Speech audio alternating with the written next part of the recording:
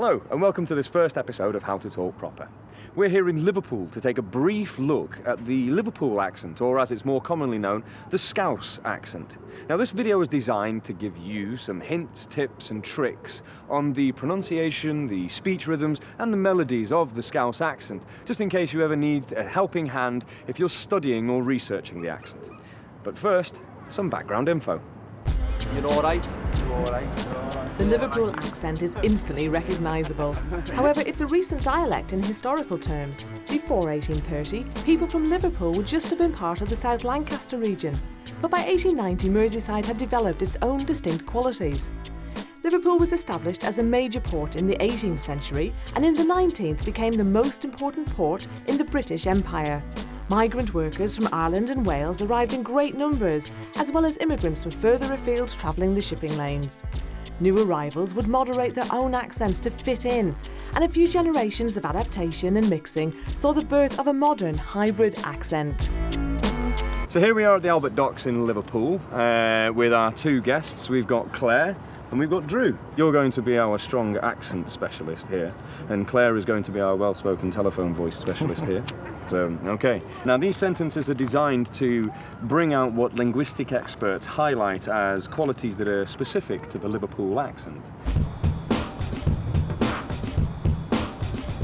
Those three things on the plinth aren't worth throwing away. Okay, thank you very much. And Drew, in your broadest Scouse accent, please. Those three things on the plinth aren't worth throwing away. Ah, okay, so there we go. We've got an example of your tongue coming right forward, pushing into your teeth. And did you feel how the air isn't quite getting through? So you got plinth. The Liverpool accent has a non-rhotic quality where you don't pronounce the R that occurs after a vowel. Let's see if we can find that. Half the drama was your father, who started charming Tamara and her partner. Okay, well, we certainly didn't hear it there. Thank you. Half the drama was your father, who started charming Tamara and her partner. Now there's an interesting quality. You see, the word between the two words, Tamara and the word and, you've actually added an extra R to join those two words together to give it a good flowing link.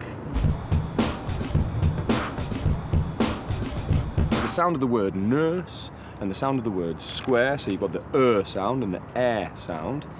Apparently, they're prone to sounding the same in Liverpool. I don't know. Should we see if we can do that? Okay.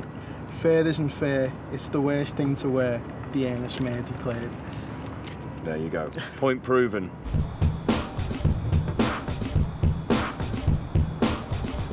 We're going to something called lenition, which is a soft contact between 2 points of pronunciation in your mouth. Let's see if we can highlight these here. Go ahead. Matt sent that lad back to the docks to get the right kit to work with. Aha. And there you go. So nice, crisp k and t sounds, apart from the word right, Yeah. where you put it in your throat. It was a glottal thing. But again, that's a natural rhythm. That's something that you know, the accent naturally carries. Drew? Matt sent that lad back to the docks to get the right kit to work with.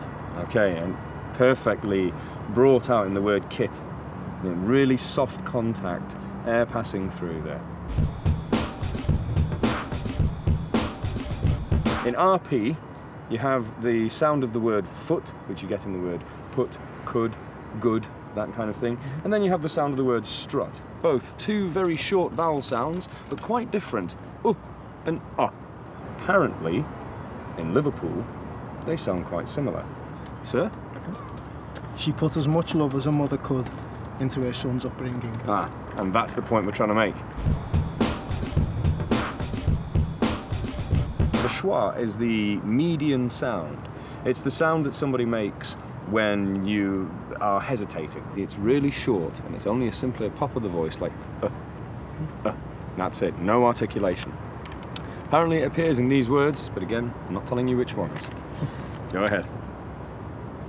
Martin was stood in the kitchen making chicken dumplings and a pudding. Okay, well, it didn't happen there. Well, not where we thought it would do anyway. Okay, so. Martin was stood in the kitchen making chicken dumplings and a pudding. Ah, okay. Martin, the very first word it came through. Martin. Her brother's a tailor, father's a welder and her mother's a baker. Okay, thank you, Claire. And for you, sir? Her brother's a tailor, father's a welder, and her mother's a baker. And again, it's It's come right through there. So we have baker and a baker. And finally, the trap bath set. Or as they might say in RP, the trap bath set. Okay, you know what's going to go on with this, don't you? Okay, so go ahead. I asked if lasagna and latte were from France, and they laughed and called me daft. I asked if lasagna and latte were from France, and they laughed and called me daft. And in London, they say, I asked if lasagna and latte were from France, and they laughed and called me daft. Total contrast. Or contrast, as you see. Okay. Guys, thank you so much for coming onto the programme, just, for your thoughts and observations, and of course for your lovely, lovely accents. Thanks very much. Thank you. And now to recap, what we're going to do is this.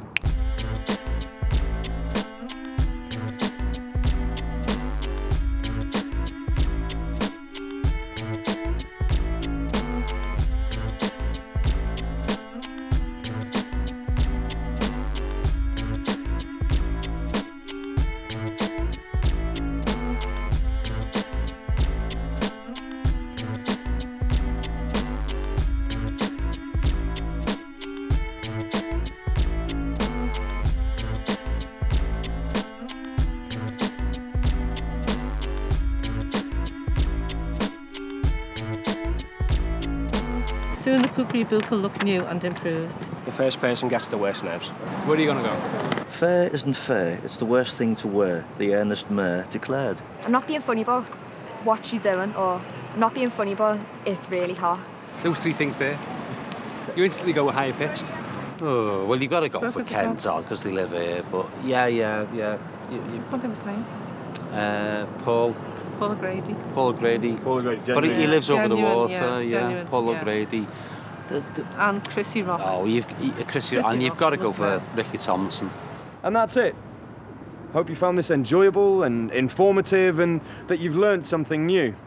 And I also hope that you can join us for some future episodes of How to Talk Proper. Take care.